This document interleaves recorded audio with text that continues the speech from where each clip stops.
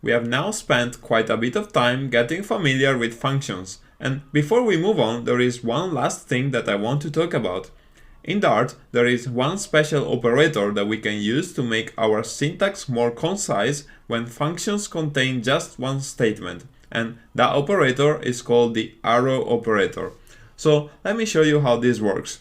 Over here we have our describe method, and what I'm going to do is to copy and paste it and then name the second one describe2. And then I'm going to remove the return keyword over here, and I'm going to remove the curly braces as well.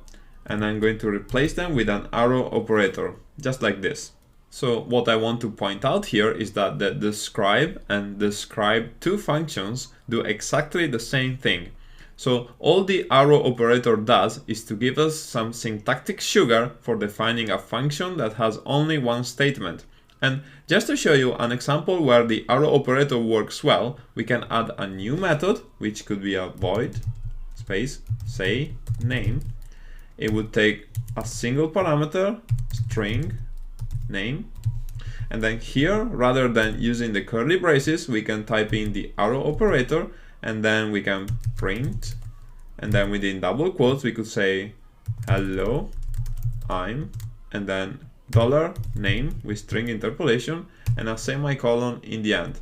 As you can see, this is very useful when we need to define functions that are very short, and we will be using the arrow operator many times in this course. Okay, so this completes our overview about functions, and we can continue on the next video.